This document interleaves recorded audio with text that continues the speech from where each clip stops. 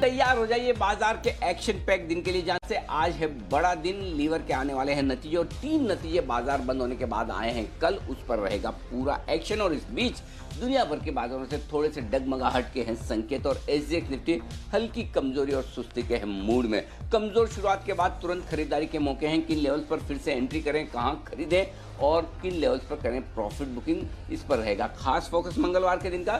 स्वागत है आप सबका शेयर बाजार लाइव में। नमस्कार, मैं हूं अनिल सिंघवी।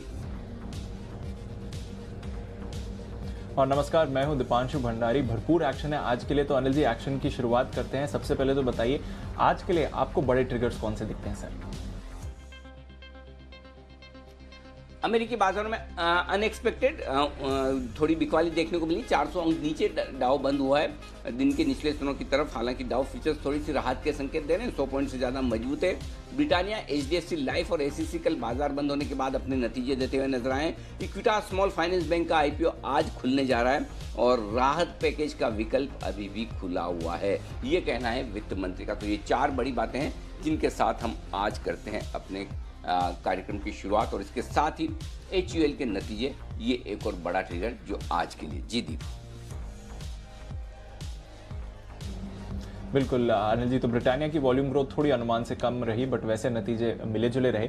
पर ये जो राहत पैकेज की बात है सर, उसी से शुरुआत करते हैं। भारत में तो विकल्प खुला हुआ है, अमेरिका में क्या विकल्प हैं? क्योंकि एक जो वर्बल डेडलाइन थी दोनों पॉलिटिकल पार्टीज के बीच में, वो आज है और अब तक तो स्टिमुलस पैकेज आया नहीं। तो क्या होगा सर, स्टिमुलस पैकेज आएगा नहीं आएगा और बाजार पर क्या रिएक्शन आ सकता है इसका?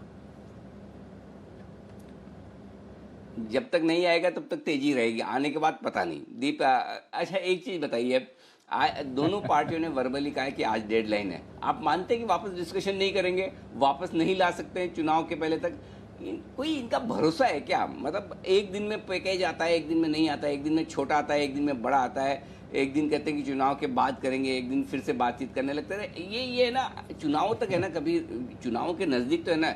मैंने ज़िंदगी में यही सीखा है 50 साल में कि चुनाव के नज़दीक राजनेताओं को सीरियसली लेना छोड़ दीजिए। कोई भी कहे, कुछ भी कहे, उसका कोई मतलब है नहीं। पूरी चीज़, हर चीज़ वोट के हिसाब से होती है कि ये बोलने से वोट मिलेंगे, ये बोलने से नहीं मिलेंगे, बस उसी के हिसाब से चलते हैं दोनों ही। मैं किसी एक की बात नहीं कर रहा हूँ, जो बाइडेन भी वही करते होंगे, ट्रम्प साहब भी वही करते होंगे। अल्टीमेटली भाई हर राजनेता का जिंदगी में लक्ष्य है कि चुनाव जीतना, बाकी सब चीज़ें सेकेंडरी है। चुनाव जीतने के बाद कुछ कर पाएं तो अलग बात है। तो इसलिए मैं सीरियसली नहीं लेता अमेरिकी बाजारों को। अब देखिए, जहाँ तक बाजारों का सवाल है, नेचुरली खबरें जिस तरह की आएगी उसके बेसिस पर आप ऊपर नीचे तो होते देखेंगे। और आज चूंकि डेडलाइन वाली बात है, इस वक्त है ना, अमेरिका में कोई भी नहीं मान के चल रहा कि आज का आज राहत पैकेज आ जाने वाला है और तुरंत ही वो हो जाएगा। और अगर नहीं हुआ तो क्या चुनाव के बाद नहीं होगा? होना ही है। और चुनाव के पहले क्या बाजार वोलेटाइल नहीं रहते हैं? हमेशा रहते हैं। तो ये सब चीज़ें चलेंगी और इसीलिए हम लगातार पूरे अक्टूबर के महीने में कह रहे हैं कि हमारी अपनी मजबूती है, उस पर फोकस करें। ग्लोबल मार्केट्स में उतार चढ़ाव ज़बरदस्त होगा। क्लोजिंग जो आप देखेंगे भारतीय बाजारों के वक्त, जो डाउ फ्यूचर चल रहे हैं उसके मुकाबले में अमेरिका की ओपनिंग कुछ और होगी, दिन में ट्रेड कुछ और होगा, अमेरिका की क्लोजिंग कुछ और होगी, डाउ फ्यूचर्स कुछ अलग ही कहानी बताएंगे। तो ये इस तरह के जो वॉलिटिलिटी इंट्राडे में है या फिर ओवरनाइट है, वो अमेरिकी बाजारों में भी रहने वाली है। और उसके चलते आपको खुलना पड़ेगा उनके हिसाब से। देखिए, ध्यान से सुनिएगा, आपको खुलना है अमेरिकी बाजारों के हिसाब से। और एक बार अमेरिका के हिसाब से आप खुल गए, उसके बाद आप अपने हिसाब से ट्रेड कीजिए। सिंपल ये। अब मुझे आप बताइए, डाउ ऊपर से 600 पॉइंट गिरा है, ठीक है, 410 पॉइंट नीचे बंद हुआ, किसका मूड खराब है? कौन सा हमारे यहाँ मतलब ऐसा कि 1-8% एसजीएक्स निफ्टी नीचे दिख रहा हो? देर शाम 70-80 पॉइंट एसजीएक्स निफ्टी नीचे था, अब तो मुश्किल से 30-40-50 पॉइंट है। तो पॉइंट यही है कि आपको अगर किसी भी वजह से गैप मिलता है ऊपर या नीचे का, सिर्फ ये नीचे के गैप की बात नहीं है दीप, अगर ग्लोबल मार्केट्स की वजह से तगड़ा गैप ऊपर मिलता है तो भी आप प्रॉफिट बुक करके फिर से लोअर लेवल पर एंट्री का मौका देखें। और अगर गैप नीचे मिलता है तो आप एंट्री करके फिर रिकवरी में वापस से बेचने का मौका देखें। तो आपके लिए सिंपल चीज़ है, संकेत ओपनिंग के लिए लेने। एक बार ओपनिंग होने के बाद 5-15 मिनट, आधा घंटा, 1 घंटा सेटल होने के बाद आपको पूरी तरह से अपने संकेतों पर ही ट्रेड करना है। तो मैं ये कहूँगा कि अमेरिकी बाजारों की गिरावट से मैं इतना चिंतित नहीं हूँ जो डाउ में 400 पॉइंट की हुई है। अगर मुझे चिंता है थोड़ी बहुत तो इस बात को लेकर है कि नैस्डैक लगातार 5वें दिन गिरा है। देखिए, और ये मान के चलिए कि नैस्डैक, उनका नैस्डैक हमारी बैंक निफ्टी की तरह है, बड़ा वोलेटाइल है, बढ़ेगा तो भी तेज बढ़ेगा, गिरेगा तो भी तेज गिरेगा, राइट। तो उस लिहाज से आपको नैस्डैक में 5 दिनों की गिरावट थोड़ा सा सावधानी का संकेत दे रही है। तो अमेरिकी बाजारों को लेकर थोड़ा आपको सावधान रहना पड़ेगा चुनावों तक। अगले 2 हफ्ते क्रूशियल हैं और उस लिहाज से आपको अपनी ट्रेडिंग पोजीशन ओवरनाइट इसी हिसाब से रखनी है कि आप कहीं पोजीशन बड़ी रखकर गलत फंस न जाएं तेजी या मंदी की तरफ। इसलिए कल भी आपको याद होगा 3:20 पर जब हम स्ट्रेटेजी बना रहे थे तो मैं यही कह रहे थे कि अगर आप लॉन्ग पोजीशन लेकर जा रहे हैं तो पक्के तौर पर ऊपर का एक कॉल ऑप्शन जरूर बेचें, जो कि बैंक निफ्टी पर 24,500 का होगा और निफ्टी पर 12,000 का होगा। ये कॉल आपको बेचना ही चाहिए ताकि आप सेफ्टी रखें और ताकि आपकी जो रिस्क है वो थोड़ी कम हो जाए। तो आप खाली अमेरिकी बाजारों को देखकर रिस्क मैनेज कीजिए, बाकी ट्रेंड आपके हाथ में है ही भारतीय बाजारों का, और वो मजबूती का है। जी दीप। बिल्कुल, तो ट्रेंड मजबूती का है, थोड़ा ग्लोबल मार्केट्स की तरफ से वॉलेटिलिटी जरूर बढ़ती हुई दिख सकती है, तो वहां से सावधानी लेनी होगी। और जहां तक भारतीय बाजारों का सवाल है, हम देख भी रहे हैं अनिल जी, जबरदस्त एक्शन रहा। आपने कहा था कि आपको 24,000, 23,900, 24,000 के ऊपर की क्लोजिंग चाहिए, कन्विंसिंग क्लोजिंग मिली सर। कल का थोड़ा एक्शन समझाइए जो बैंक्स में एक्शन हुआ है, और इससे फिर आज के बाजारों के लिए क्या कॉन्फिडेंस मिलता है? देखिए, बैंक्स का एक्शन 2 वजह से आ रहा है दीप। पहली चीज, बैंक्स की अंडर परफॉर्मेंस। देखिए, 25,232 का हाई बनाया हमने बैंक्स पर, ये बनाया 31 अगस्त को, ठीक है। और हाईएस्ट क्लोजिंग आपको मिली है 28 अगस्त को, वो मिली है 24,513 की बैंक निफ्टी पर। 523 होगा, 24,513 या 24,523 की हाईएस्ट क्लोजिंग है, और 25,232 का हाईएस्ट लेवल बैंक निफ्टी ने बनाया है 31 अगस्त को, इस पूरे रनअप में जो आपने मार्च 23 से देखा है अब तक, ठीक है। अभी भी हम वहाँ से काफ़ी पीछे हैं। काफ़ी तो क्या मतलब, हम 500-700 पॉइंट, 1000 पॉइंट आप क्लोजिंग बेसिस पे देख लें, 1000 पॉइंट अभी भी आप पीछे हैं। 1000 पॉइंट का मतलब है 4% नीचे। यही हाई आपका बना था निफ्टी में, और निफ्टी में जो हाई बना था उससे आप कहीं आगे निकल कर आ गए हैं। आप 11,900 के आसपास हैं। तो निफ्टी ने अपना वो जो पुराना हाई था वो आराम से पार कर लिया, उसके ऊपर भी निकल गया। तो निफ्टी और बैंक निफ्टी में जो परफॉर्मेंस का गैप है वो बढ़ता जा रहा था, तो कहीं न कहीं वो गैप आपको पूरा करना ही है। अल्टीमेटली निफ्टी भी तो, बैंक निफ्टी भी तो निफ्टी का हिस्सा है, तो कब तक अंडर परफॉर्म करेगा? कभी कोई रिलायंस चल गया, कभी टीसीएस और आईटी चल गए, कभी सीमेंट चल गए, कभी कुछ और, तो कभी ऑटो चल गए, तो कभी बैंकिंग शेयरों का भी नंबर आना चाहिए। लेकिन ये नंबर कब आएगा, ये बड़ा सवाल था। इस नंबर का जो ट्रिगर बना है दीप, वो बना है दूसरा कारण जिसकी वजह से बैंक निफ्टी चल रहे हैं। पहला अंडर परफॉर्मेंस, दूसरा कारण बैंकों के रिजल्ट्स और रिजल्ट से भी पहले मैं ये बोलूँगा, जो क्वार्टर के गाइडेंस आते हैं अक्टूबर के आसपास, जो गाइडेंस आने लगे सितंबर तिमाही के, वो गाइडेंस बड़े मजबूत आए, चाहे वो कोटक के हों, एचडीएफसी बैंक के हो, और वहाँ से जो बैंक निफ्टी ने रफ्तार पकड़ी है। तो जो रफ्तार पकड़ने के लिए ट्रिगर चाहिए था वो ये कि कॉन्फिडेंस और कंफर्ट की लॉकडाउन के बाद नतीजे खराब नहीं होंगे, एनपीए नहीं बढ़ेंगे, मोरेटोरियम बुक नहीं बढ़ेगी, बिजनेस वापस ट्रैक पर आ जाएगा। ये गाइडेंस से आता हुआ दिखा। तो जहाँ से गाइडेंस आया वहाँ से बैंक निफ्टी ने, आप देखिए, और बैंकिंग शेयरों ने यू टर्न ले लिया और वहाँ से चलना शुरू किया। और अब अगर बैंक निफ्टी बढ़ रहा है तो उसकी दोनों ही वजह है मिक्स। एक, पहले के मुकाबले में प्रदर्शन कमजोर रहा, दूसरा बैंक्स की रिजल्ट्स और गाइडेंस मजबूत है। तो ये दोनों ही ट्रिगर हैं जो अभी भी बैंकिंग शेयरों में आपको मजबूती रखेंगे। लेकिन एक चीज आपको ध्यान में रखनी है, वो ये कि बैंकिंग शेयरों में भी कमोबेश वही होने वाला है जो आईटी शेयरों में आपने देखा है। अच्छे नतीजे, बायबैक, और उसके बावजूद ऊपरी स्तरों पर प्रॉफिट बुकिंग। अब ये सब अच्छे ट्रिगर्स और अच्छे रनअप के बाद अगर हायर लेवल पर किसी को बैंक्स खरीदने हैं रिजल्ट के बाद, हायर लेवल्स पर किसी को आईटी शेयर खरीदने रिजल्ट के बाद, तो उनका व्यू 2, 3, 4 साल का है, 2-3 दिन का नहीं। तो ट्रेडर्स के लिए वहां मौके खत्म हो जाते हैं। सब कुछ ट्रिगर्स आ गया, बायबैक आ गया, रिजल्ट आ गया, अब आपको प्रॉफिट बुकिंग करनी है। सिमिलरली कल आप देखिए एचडीएफसी बैंक में क्या हुआ। हमने एचडीएफसी बैंक में यही बात की, 20-30 रुपए ऊपर खुलेगा और वहां से प्रॉफिट बुकिंग आएगी। कल बैंक निफ्टी की इतनी तेज रफ्तार के बावजूद एचडीएफसी बैंक सुस्ती के साथ बंद हुआ। वो तेजी नहीं दिखी जो उन नतीजों के दम पर होनी चाहिए, और उसकी कोई वजह बिल्कुल क्लियर कट है कि आप देखिए, इनफैक्ट 2 दिन के दौरान 2 बार तो लाल निशान में भी फिसला एचडीएफसी बैंक, और तो बहुत क्लियर कट है। अब अच्छे नतीजों के बाद आपके लिए खरीदारी के मौके कम हो जाएंगे, प्रॉफिट बुकिंग के मौके कम, और आपको करना ये एक से निकले दूसरे से में, दूसरे से निकले तीसरे में। तो अब आप एचडीएफसी बैंक लेकर बैठे हैं, तो आपने आईसीआईसीआई बैंक या एक्सिस की रैली मिस कर दी, तो अब आपको with in the sector churning करनी पड़ेगी, और जहां जहां रिजल्ट्स आते जा रहे हैं वहां वहां प्रॉफिट बुक करके आपको दूसरे शेयरों की तरफ आपको घुसना पड़ेगा। ये ध्यान में रखिए जी। ओके, तो नजर रखते हैं किस तरह से बैंक्स पर एक्शन आता है, पर अच्छी तेजी बन रही है। थोड़ा आपको लेवल्स पर सावधानी रखनी पड़ेगी, और लेवल्स पर मदद करने के लिए अनिल जी हमेशा तैयार हैं। कल दोपहर पर भी एक शानदार कॉल दी थी उन्होंने बैंक निफ्टी पर, और हमने देखा कि कुछ ही मिनटों में बैंक निफ्टी की टारगेट्स भी अचीव हो गए। एक बार देख लेते हैं कल आपको बैंक निफ्टी पर क्या कॉल दी थी। 24,250 पार होने के बाद आपका स्टॉप लॉस 24,050 का हो जाएगा। आपको खरीदारी करनी है 24,300, 24,400, 24,450, 24,500 और 24,550। तो जिन लेवल से हमने 24,200 के आसपास से रिकमेंड किया, वहां से 24,300 का पहला टारगेट भी हासिल हुआ।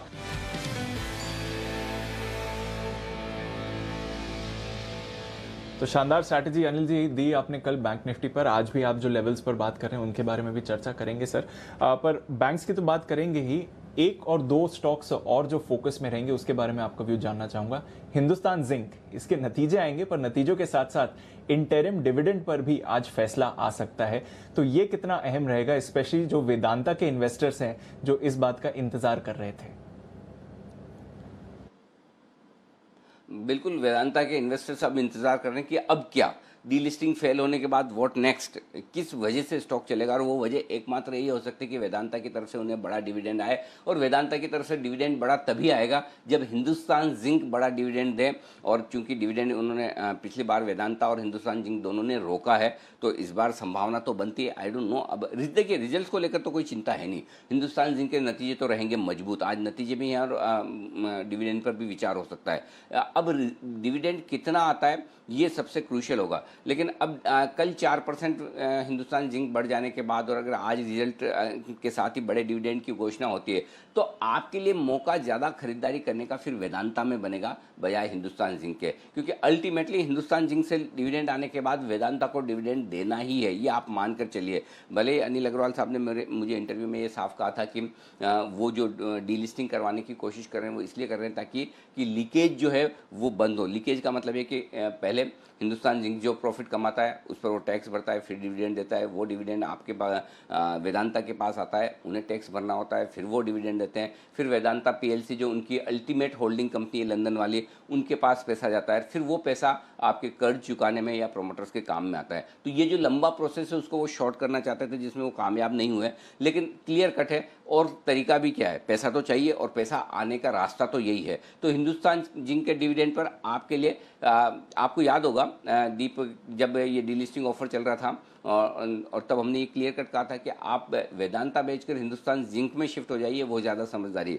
अब आज हिंदुस्तान जिंक का डिविडेंड आ जाने के बाद हिंदुस्तान जिंक बेचकर वापस वेदांता में शिफ्ट हो जाइए, तो हो सकता है वेदांता आपको एक अच्छा मुंह आने वाले समय में दे दे। लेकिन ये मत सोचिए कि ये बहुत सुस्त चलने वाला स्टॉक होगा, धीमे धीमे 1-2 रुपये ऊपर 1-2 रुपये नीचे करते करते फिर आपके लिए ऊपर की तरफ ये बढ़ेगा। तो आज हिंदुस्तान जिंक में, और ये करना तभी है जब हिंदुस्तान जिंक आज बड़ा डिविडेंड हो, क्योंकि वहाँ बड़ा डिविडेंड आने के बाद आपके पास खरीदने की गुंजाइश, जगह और लेवल बचेंगे नहीं, तब आपके लिए वेदांता में एंट्री करने के लेवल बन सकते हैं। तो आज उस लिहाज से दोनों डिविडेंड पर आपको नज़र रखनी चाहिए। सीमेंट कंपनियों के भी नतीजे अच्छे आ रहे हैं, एसीसी ने दमदार रिजल्ट दिए हैं, अब अंबुजा की तरफ से भी नतीजे भी आने वाले हैं, अल्ट्राटेक के नतीजे इसी हफ्ते आ रहे हैं। तो इन नतीजों पर भी नज़र रखिए, और यहाँ पर भी आने वाले डिविडेंड पर नज़र रखिए कहाँ, क्योंकि इस बार पैसा बचाने के लिहाज से ज़्यादातर कंपनियों ने कोविड की वजह से मार्च के महीने में जो उनका डिविडेंड आता है, फाइनल डिविडेंड, वो रोक के रखा है कि चलिए कैश कंजर्व कीजिए, अभी कैश डिस्ट्रीब्यूट नहीं करते, पता नहीं कब कहाँ कैसे ज़रूरत पड़े। अब धीरे धीरे जिस तरह से बिजनेसेस सारे ट्रैक पर आने नॉर्मल हो गए, कुछ कुछ तो कोविड लेवल से पहले भी हो गए, तो जो कंपनियां अब तक डिविडेंड हाथ में लेकर बैठी थी अब वो देना शुरू करेगी, और उस लिहाज से ट्रेडर्स और इन्वेस्टर्स के लिए अच्छे मौके बनेंगे। जी दी बिल्कुल, तो ये एक डिविडेंड अनलॉकिंग या एक डिविडेंड प्ले बाजार में बनते हुए दिख रहा है। तो नजर रखते हैं आज हिंदुस्तान जिंक, वेदांता और अन्य कंपनीज जिनके अर्निंग्स और साथ ही कुछ और डिविडेंड्स की घोषणा आ सकती है। चलिए सर, फिर आज के संकेतों के बारे में बात करते हैं। जो ग्लोबल सेटअप है, बाकी संकेत हैं, किस तरह का सेटअप बता रहे हैं आज के लिए? ग्लोबल संकेत नेगेटिव से न्यूट्रल की तरफ है। थोड़े से डाउ फ्यूचर्स रिकवरी की कोशिश कर रहे हैं, लेकिन इतना उत्साह एशिया में है नहीं। लेकिन हाँ, ये भी आप कह सकते हैं पॉजिटिव देखना चाहें तो कि कोई बहुत बुरे हाल भी नहीं है कि 400 पॉइंट डाउ गिरा हो और सब धड़ाम से पड़े हों, वैसा भी नहीं है। तो न्यूट्रल से नेगेटिव साइड पर संकेत है। एफआईज के संकेत बड़े दिनों बाद फिर से अच्छे पॉजिटिव होते हुए दिखे। घरेलू फंड्स के संकेत नेगेटिव साइड पर ही।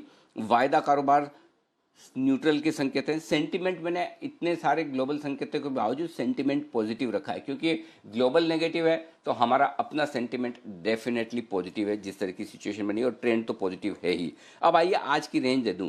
11,750 11,825 दीप, ये 75 पॉइंट की रेंज बाजार के लिए मजबूत सपोर्ट जोन है।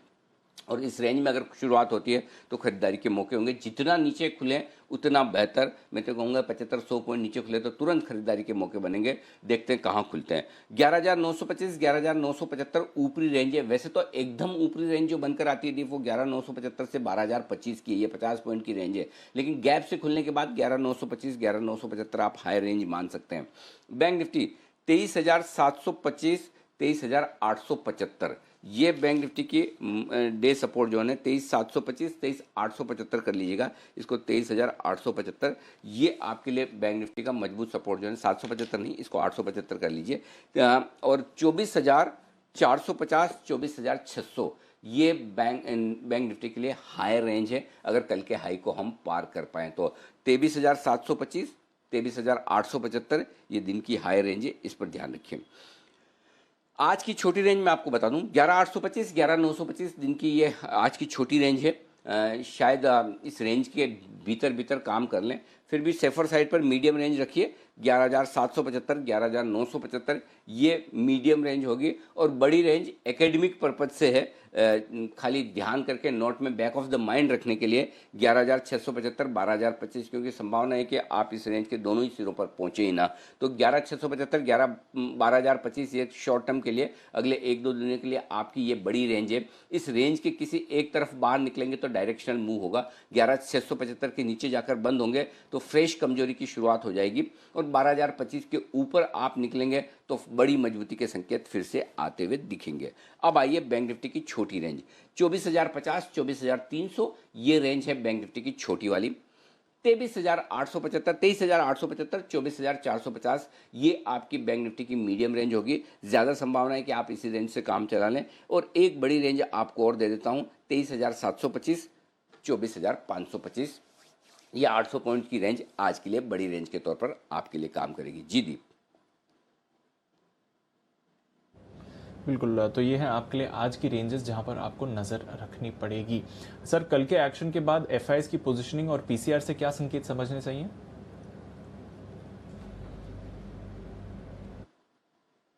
देखिए, एफआईएस की तरफ से नेट लॉन्ग पोजीशन में 1% का इजाफा हुआ है और पीसीआर थोड़ा सा बढ़कर आया है।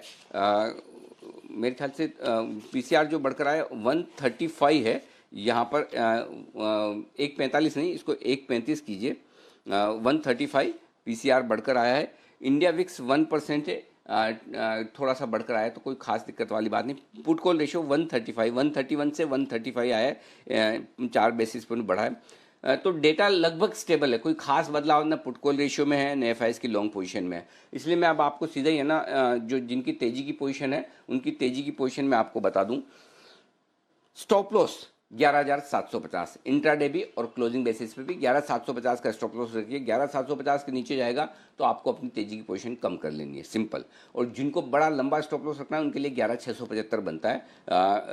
11,675 के नीचे बंद होने के बाद, 11,650 के नीचे बंद होने के बाद हम ट्रेंड न्यूट्रल करेंगे, तब तक ट्रेंड पॉजिटिव है। लेकिन इंट्राडे ट्रेडर्स या जिनको रिस्क बहुत ज़्यादा नहीं रखनी भी नहीं चाहिए, अगर आप 11,875 के आसपास बंद हो रहे हैं तो क्यों आपको इतना दूर का स्टॉप लॉस रखना है। तो 11,750 आपका 100-125 पॉइंट नीचे का स्टॉप लॉस निफ्टी में होना चाहिए। बैंक निफ्टी के लिए मैं 2 स्टॉप लॉस दे रहा हूँ। इंट्राडे में 24,000 के नीचे फिसले तो आप एक बार तेजी की पोजीशन कम कर सकते हैं, लेकिन पोजिशनली 23,850 के नीचे अगर बैंक निफ्टी बंद होता है तो ही आपको अपनी तेजी की पोजीशन कम करनी है। और उसमें भी अगर लोगों को चाहिए कि और ज़्यादा डीप स्टॉप लॉस चाहिए तो 23,700 का होता है, लेकिन इतना दूर देने का मतलब नहीं है, इसलिए 23,850 क्लोजिंग स्टॉप लॉस है, 24,000 इंट्राडे। आइए, अगर आपकी शॉर्ट पोजीशन है आज आपके लिए कम से कम शॉर्ट काटने का मौका मिलेगा। जो डे ट्रेडर्स हैं वो 11,925 पर रखें अपनी शॉर्ट पोजीशन का स्टॉप लॉस। चाहें तो 11,900 भी रख सकते हैं, 11,925 बेहतर लेवल है। क्लोजिंग बेसिस पे 12,000 के ऊपर अब निफ्टी बंद होता है तो फिर आपको शॉर्ट नहीं रहना है। अब तक के इस पूरे रनअप में आपको 11,971 की हाईएस्ट क्लोजिंग मिली है, 11,971, 11,971। तो अब 11,971 के पार अगर आप निकलेंगे तो अब आपको फिर शॉर्ट नहीं रहना चाहिए। तो मैंने राउंड फिगर में 12,000 रखा है, 12,000 के ऊपर आपको शॉर्ट काट लेनी है। बैंक निफ्टी के लिए मैंने शॉर्ट पोजीशन का स्टॉप लॉस एक ही दिया है और वो कल के हाई के ठीक ऊपर 24,325 दिन में क्लोजिंग में, दोनों ही यही स्टॉप लॉस आपको रखना है। जी दीप। बिल्कुल, तो ये हैं आपके लिए कुछ अहम पोजीशंस। अगर आपकी एग्जिस्टिंग पोजीशंस हैं तो नई पोजीशंस आज कैसे बनानी चाहिए सर?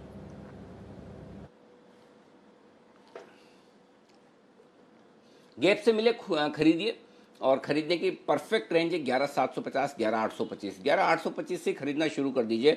800 पे और जोड़िए, 775 पे और जोड़िए, 750 पे और जोड़िए। अगर आप 4 लोट ले सकते हैं तो एक एक लोट हर लेवल पे आपको लेना चाहिए, ठीक है। 11,675 का स्टॉप लॉस लगाइए और डीप लगा रहे हैं तो 11,650 का लगा लीजिए। 11,650 rock bottom solid stop loss, clear cut, ठीक है। 11,875, 11,900, 11,925 ये 3 छोटे छोटे लेवल ऊपर के रखिए और हायर लेवल 11,975 का है। बहुत हो गया तो 12,025, लेकिन इतना ही काफ़ी है। तो ये लेवल्स हैं जिनको आप ध्यान में रख के करें खरीदारी।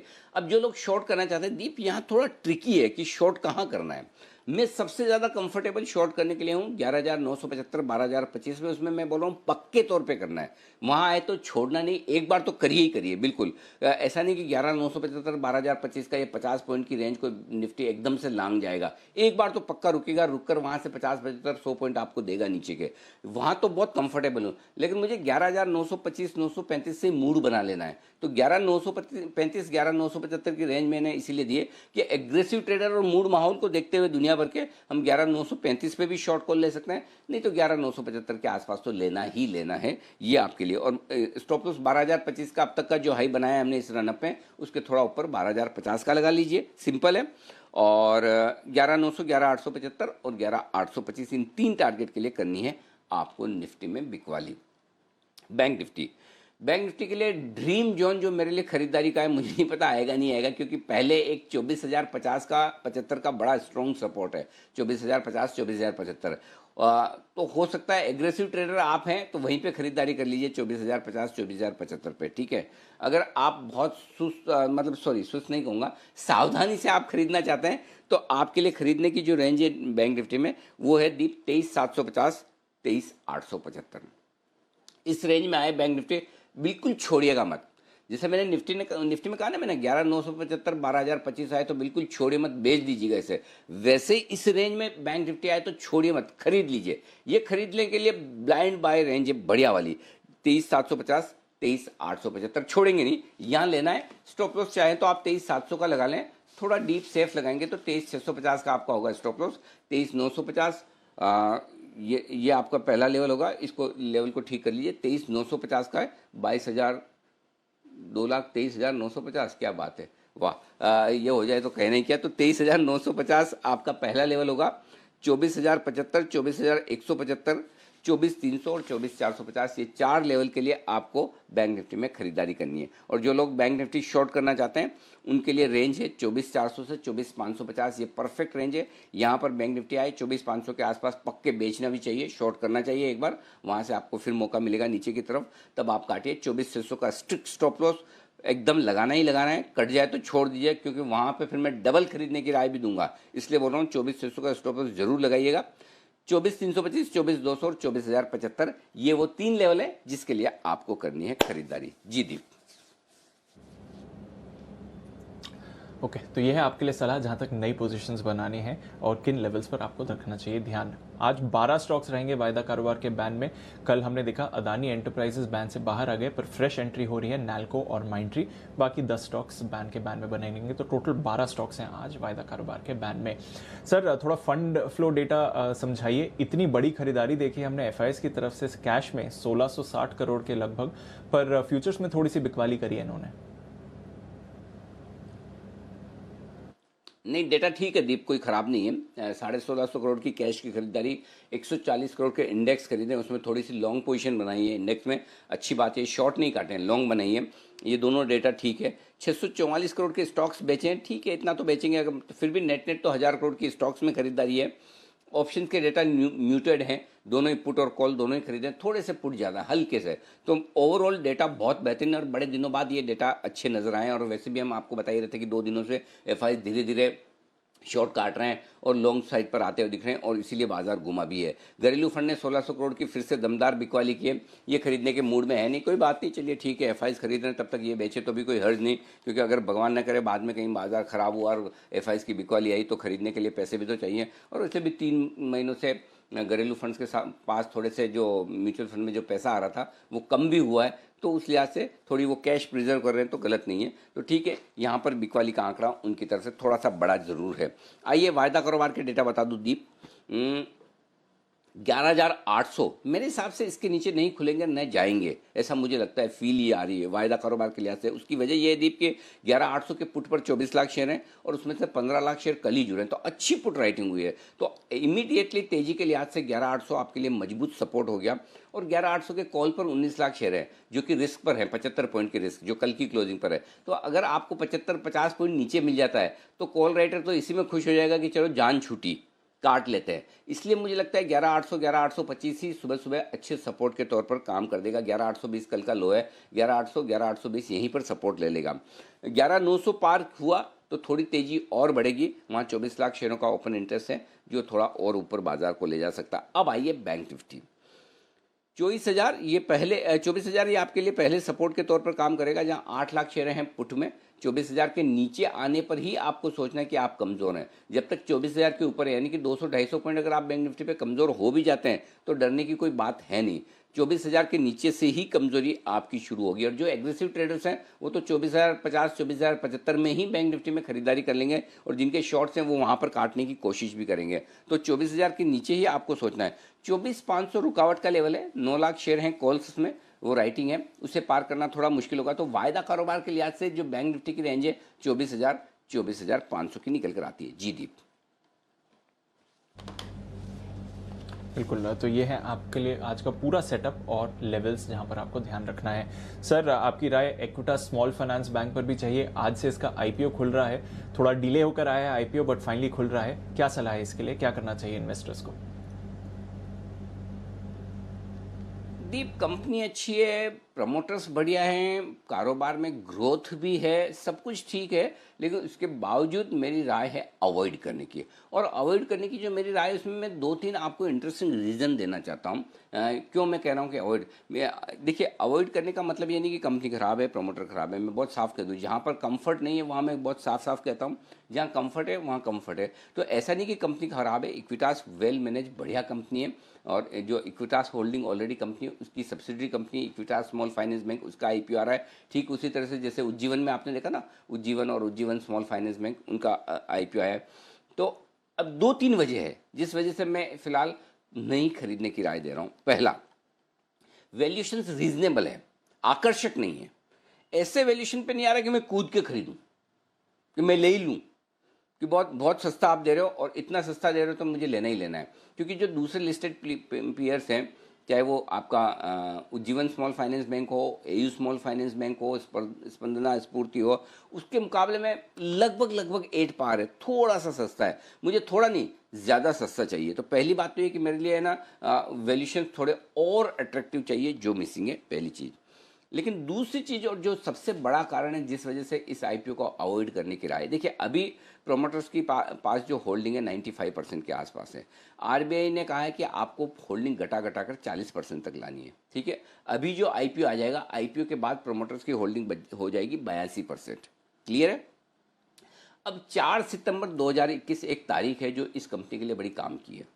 4 सितंबर 2021 तक आरबीआई ने जो कहा है उस हिसाब से इन्हें अपनी स्टेक को 40% लेके आना है, यानी कि 82% से 40%, यानी कि और 42% स्टेक इनको घटानी है, और वो अगले 1 साल में घटानी है। एक्सटेंशन मिल जाए तो मुझे नहीं पता, लेकिन अगर एक्सटेंशन नहीं मिला तो तब और मिल भी गया और घटानी पड़े। हालांकि कंपनी ने कहा कि हमें मर्ज करने दीजिए, रिवर्स मर्जर, कि हम इक्विटास स्मॉल फाइनेंस बैंक को इक्विटास होल्डिंग के साथ मर्ज कर दें, वहाँ पर प्रोमोटर्स की स्टेक कम है तो ऑटोमेटिकली हमारी स्टेक मैनेज हो जाएगी, हमें इतना घटाना नहीं पड़ेगा। लेकिन आरबीआई का अभी तक जो स्टैंड है वो ये कहते हैं नहीं, आपको पहले आप ये कंप्लीट करिए सितंबर 2021 तक, उसके बाद हम सोचेंगे कि आपको मर्जर अलाउ करें ना करें। तो मैं ये मान के चल रहा हूँ कि सितंबर 2021 तक इन्हें अपनी स्टेक 40% लाना पड़ेगा।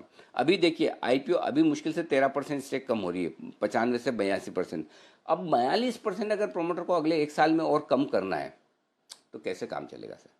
तो फिर दिक्कत यहीं पर है कि तलवार लटकी हुई है कि और सप्लाई आएगी और सप्लाई आएगी, और जब और सप्लाई आएगी तो जब सप्लाई खत्म होगी तब खरीदेंगे, ताकि वो कहते हैं ना कि आप स्प्रिंग को दबा के रखो और जैसे हाथ हटाओ तो स्प्रिंग उछलती जोर से, वैसे ही जिस दिन सप्लाई का प्रेशर खत्म हुआ तब स्टॉक उछलेगा और तब हम देखेंगे एक बार प्रोमोटर 40% पे ले आए या आरबीआई एग्जेम्प्ट कर दे तब इसे खरीदा जाएगा, अभी नहीं। तो आईपीओ में क्लियर कट अवॉइड करने की राय। एक छोटा सा कारण और भी है, 36% इनकी बुक अभी भी मोरेटोरियम में है, यानी कि 1/3 इनके जो लोन लेने वाले लोग हैं वो मोरेटोरियम का इस्तेमाल करें। हालांकि ऐसा नहीं कि इन्हीं का है, उज्जीवन का भी 45-47% मोरेटोरियम है, लेकिन फिर भी मोरेटोरियम की बुक बड़ी तो है ही। लेकिन जो सबसे बड़ा कारण है जिसकी वजह से मैं इस आईपीओ में आपको अवॉइड करने की राय दे रहा हूँ वो ये कि सप्लाई प्रेशर आगे भी रहेगा तो स्टॉक चल नहीं पाएगा, तो फिर आपको अपॉर्चुनिटी लॉस क्यों करना है? बहुत मौके मिलेंगे दीप। बिल्कुल, मौके लिस्टिंग के बाद भी कई मिलने वाले हैं आपको, वैसे कोई परेशानी नहीं है, पर फिलहाल लिस्टिंग के लिए अवॉइड की सलाह है इक्विटास स्मॉल फाइनेंस बैंक पर आईपीओ आज से खुल रहा है, वहां पर भी हमारी नजर रहेगी। चलिए आपको बता देते हैं आज और कौन से स्टॉक्स पर आपको नजर रखनी है। थोड़ी देर में वरिंदर बंसल भी होंगे हमारे साथ रिजल्ट एक्सरे के लिए। कुशल, वरुण और आशीष हमारे साथ तैयार हैं। गुड मॉर्निंग कुशल, बताइए आज के ट्रिगर्स और खबरों वाले स्टॉक्स कौन से हैं? Good morning Deepanshu. आप देखिए निफ्टी में आज एचयूएल के नंबर्स आते हुए दिखेंगे, ये पोस्ट मार्केट आएंगे नंबर्स। साथ ही कैश स्पेस से अगर आप देखें तो काफ़ी इंपॉर्टेंट इनफैक्ट लंबी सूची है जिसमें जो नोटवर्दी जो स्टॉक्स हैं वहाँ पर आपको नज़र रखनी होगी, जिसमें ग्रैन्यूल्स इंडिया, एल&टी इन्फोटेक, साथ ही हिंदुस्तान जिंक, यहाँ पर आपको फोकस रखना होगा क्योंकि अंतरिम डिविडेंड पर भी जो है आज इस पर फैसला आ सकता है। साथ ही इंडिया एनर्जी एक्सचेंज और कजारिया सेरेमिक्स जैसे स्टॉक्स पर भी फोकस रखिए, यहाँ पर भी इनके नंबर्स आते हुए दिखेंगे। धानुका एग्रीटेक, का बाईबैक जो है वो आज से खुलेगा। 1,000 रुपए प्रति शेयर के भाव पर 10 लाख शेयर्स का ये बाईबैक किया जाएगा और साथ ही 2 नवंबर तक जो है ये इसके लास्ट आप इसके बाईबैक में सब्सक्राइब कर सकते हैं। साथ ही हिंदुस्तान जिंक जो मैंने आपको बताया 28 अक्टूबर अगर डिविडेंड का ऐलान होता है तो ये इसकी रिकॉर्ड डेट बनती हुई नजर आएगी। निफ्टी में ब्रिटानिया के कल पोस्ट मार्केट नंबर्स आते हुए दिखे हैं, मिले जुले नंबर्स हैं। इनफैक्ट यहाँ पर जो मुनाफा है 498 करोड़ का, हमारा एस्टिमेट 490 करोड़ का था, तो अनुमान के हिसाब से आते हुए दिखे हैं, पर मार्जिन 18.5% की हमारी एक्सपेक्टेशंस थी, 19.7% के मार्जिन क्लॉक इन करती हुई नजर आई कंपनी। पर एक और आंकड़ा एफएमसीजी में जो बहुत इंपॉर्टेंट होता है वो है वॉल्यूम ग्रोथ का। हमारा अनुमान जो था 12 से 13% का था, उसके मुकाबले कंपनी ने 9% के वॉल्यूम्स ही जो है ये ओवरऑल क्लॉक करने में सफल रह पाई।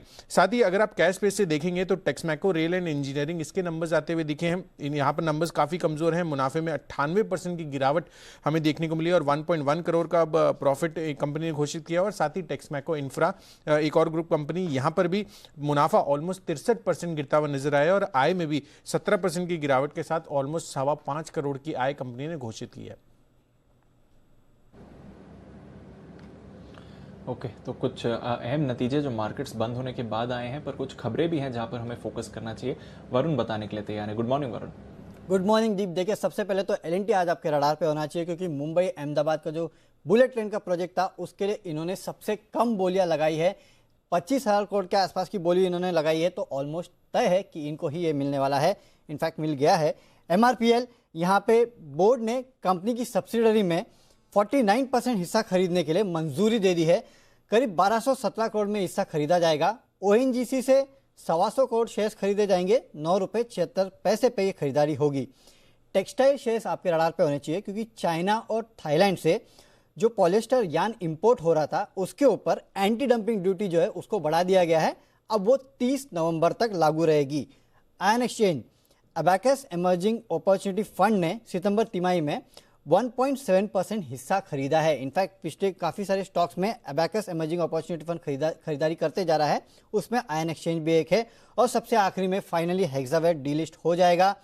30 अक्टूबर को शेयर में ट्रेड करने की आखिरी तारीख है और 2 नवंबर से एनएससी और बीएसई में इसकी ट्रेडिंग जो है वो बंद हो जाएगी। ओके, तो ये हैं कुछ स्टॉक्स जहां पर आपको रखनी है नज़र, और अगर हेक्सावेयर में पोजीशन है तो ध्यान रखिए सिर्फ कुछ ही ट्रेडिंग डेज बाकी हैं इसके लिस्टेड स्टॉक रहने के। आइए आपको बता देते हैं कौन सी ब्रोकरेजेस पर आपको फोकस करना है आज एफआईआर में।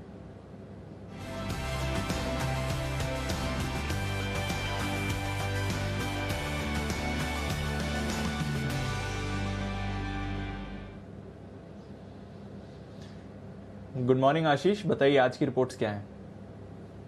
Good morning Deepanshu. सबसे पहले देखिए एसीसी कंपनी के नतीजे आए थे और ब्रोकरेज हाउस की सभी रिपोर्ट्स में देख रहा हूँ सबकी सब पॉजिटिव है। सबका मानना यही है कि नतीजे अनुमान से बेहतर देखने को मिले। सीएलएसए कह रहे कि जो एबिटा कंपनी ने रिपोर्ट किया अनुमान से 30% अधिक है और अच्छी रियलाइजेशंस का फायदा जो है इस तिमाही में देखने को मिला। सबसे पहले सीएलएसए की रिपोर्ट देखेंगे। खरीदारी की राय को बरकरार रखा गया। लक्ष्य 1730 से बढ़ाकर 1920 1570 की कल की क्लोजिंग है। इसके अलावा देखिए क्रेडिट स्विस ये सब देखिए करीब 1850 का लक्ष्य दे रहे हैं आउट परफॉर्म की रेटिंग के साथ। जेफरीज ने खरीदारी की राय दी है 1900 से लक्ष्य को बढ़ाकर 2200 कर दिया। सबसे ज्यादा लक्ष्य जो है जेफरीज ही दे रहे हैं। इसके अलावा एचडीएफसी लाइफ इसके भी नतीजे आए थे। ब्रोकरेज हाउस सीएलएसए की रिपोर्ट है आउट परफॉर्म की रेटिंग को बरकरार रखा है 675 के लक्ष्य के लिए। 573 की कल की क्लोजिंग है। कह रही ग्रोथ और मार्जिन में काफी ज्यादा स्थिरता देखने को मिल रही है और मार्केट शेयर में भी गेन्स ठीक ठाक देखने को मिले हैं। नोमेरा को नतीजे खास पसंद आए। इन्होंने रेटिंग को अपग्रेड कर दिया। अब रेटिंग अपग्रेड करके न्यूट्रल की राय दे रहे 600 रुपए के लक्ष्य के लिए। 573 जो है कल की क्लोजिंग है। क्रेडिट स्विस न्यूट्रल की रेटिंग दे रहे हैं। लक्ष्य 530 पर इन्होंने बरकरार रखा है। लेकिन जेफरीज ये खरीदारी की राय दे रहे हैं। लक्ष्य 730 से बढ़ाकर 760 कर दिया है।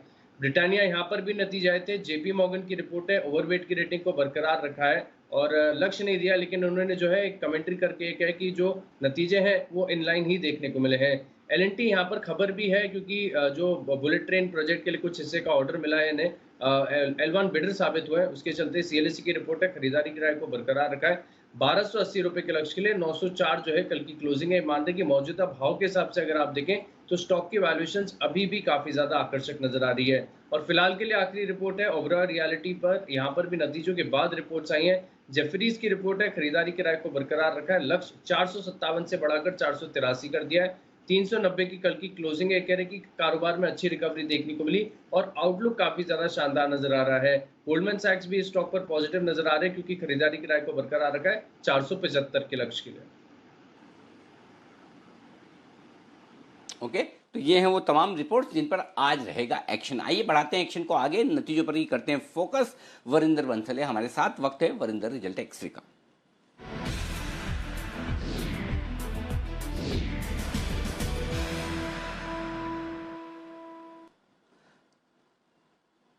आज रिजल्ट एक्सरे में वक्त है बड़ी कंपनियों के नतीजों का, क्योंकि कल बाजार बंद होने के बाद तगड़े रिजल्ट्स आए, बड़े रिजल्ट्स आए। तो वरिंदर, आज आपकी लिस्ट में मिड कैप्स के बजाय लार्ज कैप्स ज़्यादा हैं।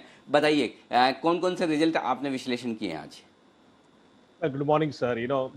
आई प्रॉमिस कि मिड कैप स्टॉक्स में भी बहुत फोकस रहेगा कुछ आने वाले दिनों में, बिकॉज अभी नंबर आ रहे हैं। बट जैसे आपने बोला कि मार्केट आज के बाद कौन कौन से नंबर्स आए थे, कल मैंने बोला था सर कि सीमेंट एक ऐसा स्पेस है जिसमें आप थोड़ा सा फोकस कीजिए, because a lot of companies are expected to do very good results. आपके एनालिस्ट ने सब ब्रोकरेजेस की व्यूज दे दी है एसीसी पे। As per me sir, ACC was very very very solid numbers, not only numbers but valuation wise sir. आप देखिए इसका highest reported EBITDA पर टर्न है 10 साल में, और actually third quarter seasonally weak होता है बट उसमें भी इसने बहुत अच्छा किया। इंपॉर्टेंट क्या है सर कि अभी भी ये स्टॉक कुछ 30 से 60% वैल्यूएशन डिस्काउंट पे ट्रेड कर रहा है पीएस के। मगर अगर आप 9-10 टाइम ईवी अबिटा भी देते हो सर, तो भी इसका टारगेट प्राइस कुछ 1900 साढ़े 1900 के आसपास आना चाहिए।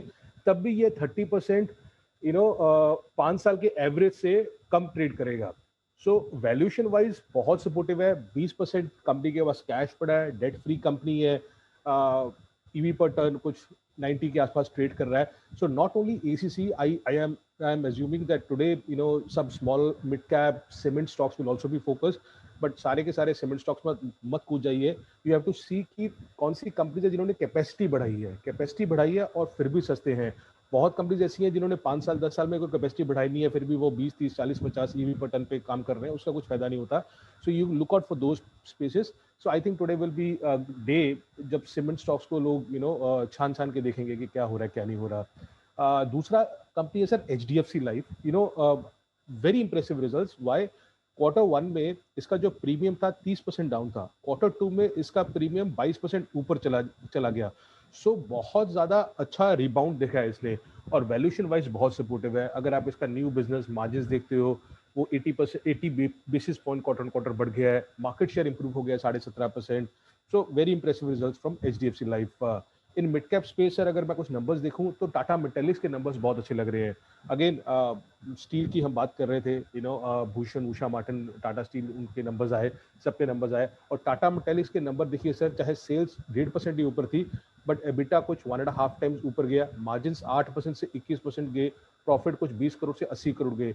इंपॉर्टेंट क्या था सर कि जो इसका पिग आयरन डिवीजन है, डक्टाइल आयरन नहीं, पिग आयरन डिवीजन है, वो बहुत अच्छा कर रहा है. उसका जो सेगमेंट एबिट है, कुछ लॉस था पहले 16.5 करोड़ का, आज की डेट में उसका जो एबिट प्रॉफिट है 60 करोड़ हो गया है. प्राइस टू बुक में अभी 1.8 टाइम्स पे ट्रेड कर रहा है. सो बहुत बहुत सस्ता स्टॉक नहीं है अगर आप उस कैटेगरी में देखो तो. But otherwise numbers are very very strong. Borosil के नंबर बहुत अच्छे आए थे sir, but it's a very small stock and it's a holding company. L&T technology services last company जो मैं बात करना चाहूंगा आज, तो उसके numbers they were really good numbers, no doubt about that. क्योंकि CC revenues का 2.9% आया, expected था 2%, मार्जिन कुछ 13.7% आया, expected था 13.2%, गाइडेंस पे इंक्रीज किया गया. But the only thing is कि स्टॉक भागा हुआ है. वैल्यूएशन वाइज अभी भी 20 टाइम्स के ऊपर ट्रेड कर रहा है. So in that space if you have to find out, you can also find Infosys जो उसी आसपास ट्रेड कर रहा है, वैल्यूएशन वाइज ट्रेड कर रहा है. So थोड़ा सा वैल्यूएशन भागा हुआ है, but numbers were strong, so watch out for that. But for me, if I have to watch anything today, sir, it has to be cement. It has to be cement. Okay, तो cement is the day sector of the day. तो cement आज सबसे ज़्यादा मजबूत रहने वाला अच्छे नतीजों के दम पर. बहुत बहुत शुक्रिया वरिंदर, ये तमाम रिजल्ट्स का विश्लेषण करने के लिए. आइए करते हैं अब हमारे एक्सपर्ट्स के साथ पिक ऑफ द डे की शुरुआत.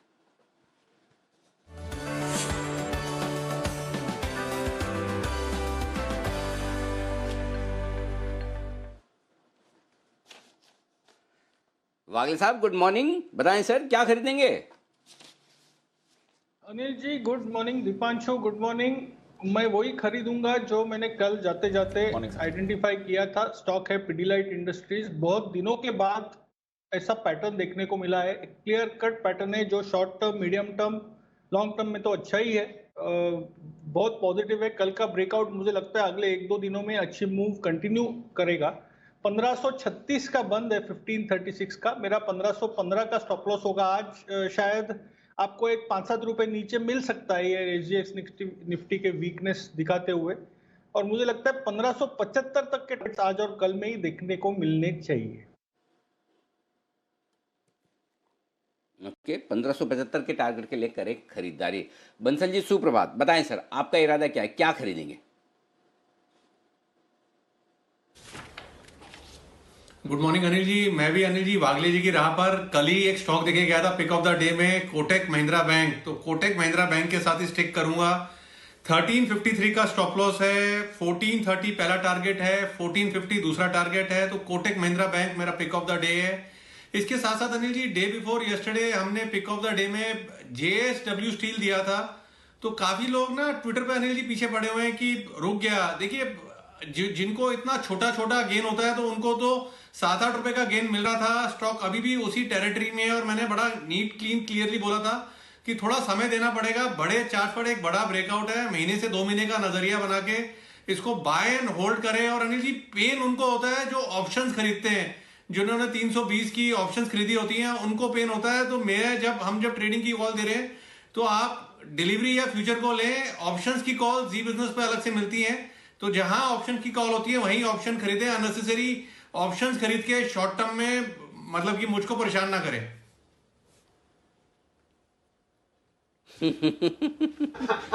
ठीक है, चलिए कोई बात नहीं, आप परेशान ना हो, मेरी ये सलाह होगी. आप हो ही मत. कोई करे तो भी मत हो। एक्चुअली मैंने भी पहले मैं है ना शो के दौरान लगातार ट्विटर पे भी एक्टिव रहता था, मल्टीटास्किंग बहुत करता था। अब मैंने खुद नहीं कम कर दिया। मैंने एक काम किया है, हमारी जो सोशल मीडिया टीम है ना, क्योंकि एक तो वैसे भी टाइम मिलता नहीं बंसल जी कि सारे ट्वीट आप पढ़ना चाहते हैं लेकिन पढ़ पाएँ, तो फिर मैंने उनको काम दे दिया कि आप जो भी सेलेक्टिवली ट्वीट आपको लगे कि मुझे पढ़ने की ज़रूरत है, सेलेक्ट करके मुझे बता दीजिए, मैं पढ़ लूँगा। अच्छा लिखाओ, ख़राब लिखाओ, कुछ सजेशन लिखाओ, कुछ फीडबैक लिखाओ, तो वो करना पड़ेगा जैसे क्योंकि टाइम की आपके लिए सीमा है। अल्टीमेटली अगर आप दिन भर सोशल मीडिया पे लगे रहेंगे तो काम कब करेंगे, पढ़ेंगे कब, विश्लेषण कब करेंगे, तो वो मजबूरी है। इसलिए कृपया करके जो लोग बंसल जी से इतना प्यार करते हैं ट्विटर पर, वो अपना प्यार घटाएं, इतना ना डराए कि बंसल जी ट्विटर ही छोड़ दें, तो वो ध्यान में रखिएगा। आइए सुप्रभात सर। शर्मा साहब, आप बिल्कुल एकदम फेस्टिव मूड में लग रहे हैं। नवरात्रि की आपको बहुत बहुत शुभकामनाएं, बधाइयाँ। बताएं सर आपका पिक ऑफ द डे। जी, आपको और आपके सभी दर्शकों को और सभी पैनलिस्ट को नवरात्रि की बहुत बहुत शुभकामनाएं। माँ दुर्गा आपकी सभी मनोकामनाएं को पूर्ण करे और आपको हेल्थ दे। और एक चीज जो अनिल जी मैंने देखी नवरात्रि के दौरान में कि उसमें दुर्गा सप्तमी में अंत में पाठ दिए होते हैं, तो उसके अंदर से 13-14 पहले मंत्र तो लोक कल्याण के लिए हैं। तो इतना रिच है हमारा कि हम खुद के लिए कुछ मांग नहीं रहे, सब लोक कल्याण के लिए है, जगत का कल्याण। एब्सोल्युटली। चलिए जी, तो हमारे जो कस्टमर है उनके कल्याण के लिए एक्सिस बैंक 500 की कॉल मैंने कल शाम को सर्च की थी, वही दोबारा दे रहा हूं सर। 500 की कॉल 11 रुपए पे ली जाए, ये करीब 12 रुपए 50 पैसे पे क्लोजिंग थी इसकी कल। तो आप इसको नीचे लें, अगर आएगा तो बहुत अच्छा, नहीं आएगा तो जाने दीजिए। और दुनिया भर के और जो खासकर जो फ्यूचर के जो आपको ऑप्शंस यहाँ से डील्स मिलेंगे उन पे ध्यान दीजिए। तो 1500, सॉरी माफ कीजिए, मेरी गलती, 500 की कॉल एक्सिस बैंक की 11 रुपए पे लीजिए, 12.50 पे कल क्लोजिंग थी। स्टॉप लॉस रहेगा 8 रुपए का और टारगेट है 16.5 रुपए। तो ये मेरी आज की पिक है।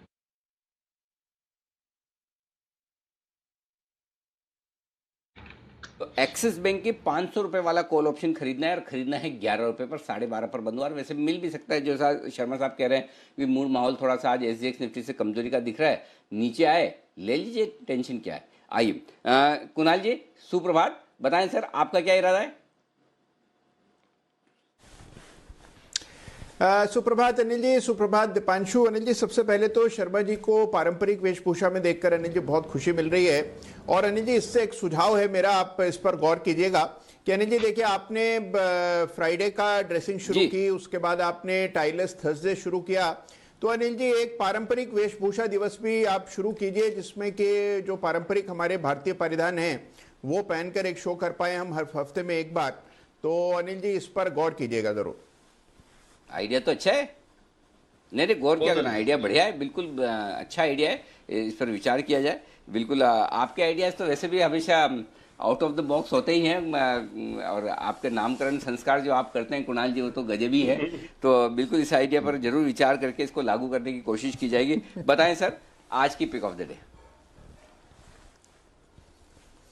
अनिल जी देखिए, कल भी मैं और राकेश जी बैंक्स पर फोकस थे और चुन कर बैंकिंग स्टॉक्स लेकर के आ रहे थे। अनिल जी आज एक बैंक स्टॉक मैंने चुना है जिसका चार्ट बहुत ही दमदार है, निचले स्तरों पर एक बहुत शानदार बेस बना है और मुझे लगता है कि ये स्टॉक एक बहुत बड़ा अपसाइड दिखाएगा, न केवल शॉर्ट टर्म में बल्कि मीडियम टर्म में एक बहुत अच्छा खरीद है ये।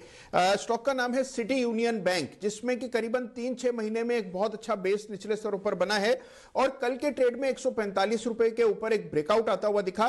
तो मेरी राय में सिटी यूनियन बैंक में आपको पोजिशनल अवधि के लिए बाय करना चाहिए। शॉर्ट टर्म में तो मूव आएगा ही, लेकिन पोजिशनल बेसिस पर भी बहुत ही शानदार मूव आने की उम्मीद है। 145 के स्टॉप लॉस से बाय करें, जो कि ब्रेकआउट का लेवल है। पहला टारगेट 162 रुपए का है और इवेंचुअल टारगेट 185 रुपए का है। ओके, सिटी यूनियन बैंक ये खरीदें। सुमित जी नमस्कार, बताएं सर आप क्या खरीदेंगे। नमस्कार अनिल जी, गुड मॉर्निंग। मेरे पास खरीदने की सलाह है और वो है LIC हाउसिंग फाइनेंस। मुझे लगता है LIC हाउसिंग फाइनेंस यहाँ से अच्छा मूव दिखाने को तैयार है। स्टॉक ने करेक्शन दिखाया, करेक्शन दिखा के वापस से यूटर्न ले लिया है और अब ये यूटर्न लेने के बाद अब इसकी रफ्तार बढ़ने वाली है। स्टॉक 290 के आसपास कल की क्लोजिंग है, तो इसको लेने का सलाह रहेगा 290 के आसपास। नीचे में स्टॉक का सपोर्ट जो है टेक्निकली चार्ट्स के हिसाब से 279 278 के आसपास है, तो वो स्टॉप लॉस होगा। और इस बार इस मूव में स्टॉक 200 डीएमए लेवल तोड़ना चाहिए, जिसमें ऊपर के टारगेट्स बनेंगे 305 से लेकर 311 रुपए तक के। तो बाय करें एलआईसी हाउसिंग फाइनेंस, 278 279 का स्टॉप लॉस लगाएं, ऊपर में 305 से 311 तक का मूव स्टॉक के अंदर जल्दी ही देखने को मिलना चाहिए। ओके, हिमांशु जी गुड मॉर्निंग सर, बताइए आपका इरादा क्या है, क्या खरीदेंगे या बेचेंगे आज? Good morning Anil ji. Good morning Deepanshu sir, यहाँ पर मेरी तरफ से भी खरीदारी की राय है, और जैसे ही सुमित जी ने एल वर्ड यूज़ करा मुझे लगा कि शायद उनकी भी सेम पिक होगी, बट फॉर्चुनेटली उनका एलआईसी हाउसिंग फाइनेंस था। मेरी बाय रिकमेंडेशन है सर एल&टी फाइनेंशियल होल्डिंग्स में। मेरा ऐसा मानना है कि यहाँ पर एक साइडवेज कंसोलिडेशन का एक ब्रेकआउट कल के सेशन में देखने को मिला है, और वो कंसोलिडेशन मुझे लगता है कि अच्छा खासा एक्यूमुलेशन यहाँ पर हो चुका है। मुझे लगता है कि यहाँ पर खरीदारी करके चलें। आज थोड़ी सी वीकनेस के चलते अगर 63 या 6250 की रेंज में मिलता है तो वहाँ पर बाय करें, 6180 का स्टॉप लॉस लगाएं, और अप साइड में मुझे लगता है कि 66 रुपये और 67 रुपये 50 पैसे, ये दो टारगेट्स एल&टी फाइनेंशियल होल्डिंग्स में आज और कल के सेशन में देखने को मिल सकते हैं। तो यहाँ पर एल&टी फाइनेंशियल होल्डिंग्स में खरीदारी की राय है। बिल्कुल, एल&टी फाइनेंस, इसके भी नतीजे आने की तैयारी में भी हैं, तो नतीजे भी आएंगे, उस लिहाज से भी आपको ध्यान में रखना है। लेकिन फिलहाल करनी है खरीदारी, यहाँ पर यह है राय। एल&टी फाइनेंस के नतीजे आएंगे गुरुवार को, यानी कि कल नहीं, परसों आएंगे L&T finance, Ambuja cement, Biocon और भारतीय इंफ्राटेल। वायदा कारोबार की ये 4 कंपनियां जिनके परसों रिजल्ट आएंगे, और वायदा कारोबार की 2 कंपनियां बजाज ऑटो और एशियन पेंट्स जिनके परसों रिजल्ट आएंगे। कल के लिहाज से, रिजल्ट के लिहाज से किरण जी के लिए बड़ा दिन है।